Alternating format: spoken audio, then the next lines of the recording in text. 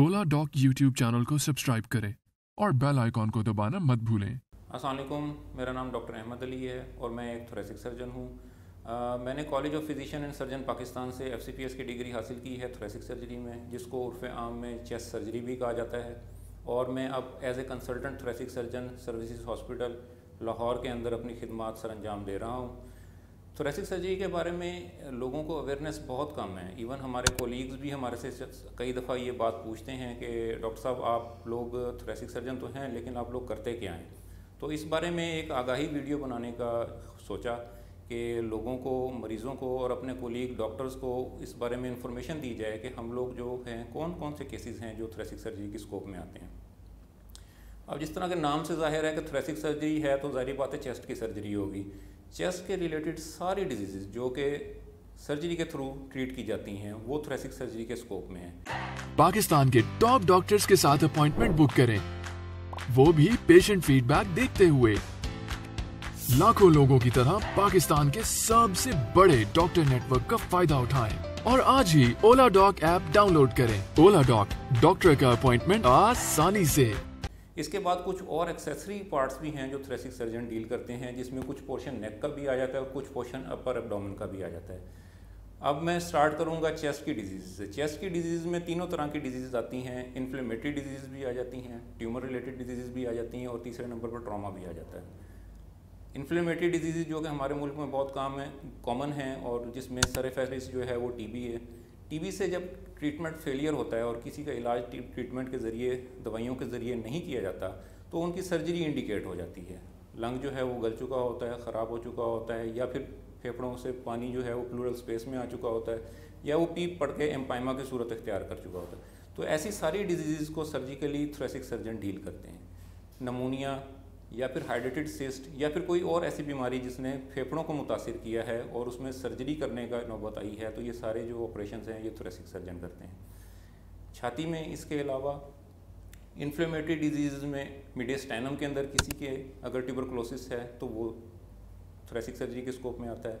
Tumours में आ जाएँ lungs के ट्यूमर, खुराक की नाली इसोफेगस के ट्यूमर्स, मीडियस्टाइनम के ट्यूमर्स। इसके अलावा पोस्टीरियर जो है आपका चेस्ट वॉल के tumours, anterior posterior chest wall के ट्यूमर्स, ये सारे ट्यूमर्स जो हैं ये थोरेसिक सर्जन डील करते हैं। डायफ्राम के ट्यूमर्स भी थोरेसिक सर्जरी के स्कोप में आते हैं। और अगर हम ट्रॉमा की तरफ आ जाएं तो रिब फ्रैक्चर्स जो हैं हमारे मुल्क में बहुत आम है। मोटरसाइकिल जो है वो लोगों की आम सवारी है, मोटरसाइकिल से गिरते हैं, रिब फ्रैक्चर्स होते हैं, फ्लेयर चेस्ट के साथ आते हैं, मल्टीपल रिब फ्रैक्चर्स के साथ आते हैं।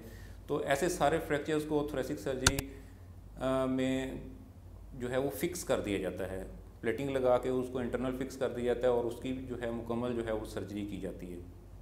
अब अगर हम चेस्ट के ऊपर आ जाएं तो ब्रेस्ट जो है वो चेस्ट का ही पार्ट है, तो थोरेसिक सर्जन जो हैं वो ब्रेस्ट को भी डील करते हैं। ब्रेस्ट की इन्फ्लेमेटरी डिजीज़ और ब्रेस्ट की जो है कैंसर से रिलेटेड डिजीज़ भी डील करते हैं। अब अगर आप इससे चेस्ट से थोड़ा सा ऊपर आते हैं तो ऊपर आके सर्वाइकल रिब आ जाती है, जिसको थोरेसिक आउटलेट सिंड्रोम कहते हैं। अमूमी तौर पे लोगों को शिकायत होती है कि हमारे कंधे में दर्द होती है जो कि हमारी बाजू की तरफ जाती है।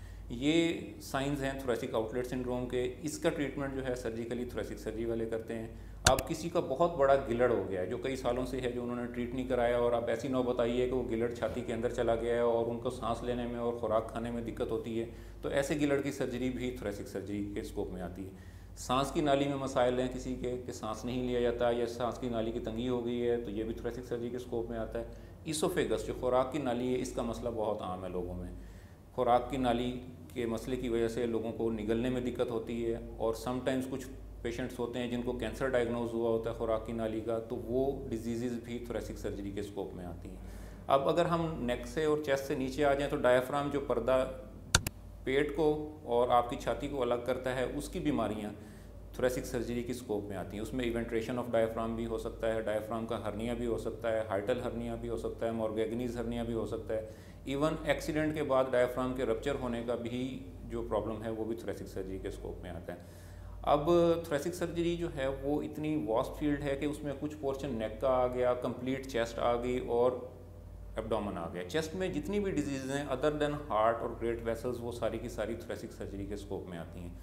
इसोफेगस जो है वो बहुत अहम चीज़ है। बीमारी इस तरह की है जिसमें पेशेंट्स के पास अगर वो ट्यूमर है तो काफ़ी कम टाइम होता है। लोग मोस्टली जो है वो लेट स्टेज में प्रेजेंट करते हैं और ये डॉक्टर ढूंढने में उनको काफ़ी दिक्कत हो रही होती है कि किसके पास जाएं, कहाँ से सर्जरी कराएं, तो वो पेशेंट इजीली हमारे पास आ सकते हैं। हमारे पास बहुत माहिर टीम है और हम उनका बजरिया कैमरा जनाब इलाज कर सकते हैं। अब जो ज़रिया इलाज है थोरेसिक सर्जरी के अंदर वो बहुत ज़्यादा एडवांसमेंट की तरफ चला गया। दुनिया में जो जदीद तरीन जो इलाज की टेक्निक अवेलेबल है उसको वैट्स कहते हैं, वीडियो असिस्टेड थोरेकोस्कोपिक सर्जरी।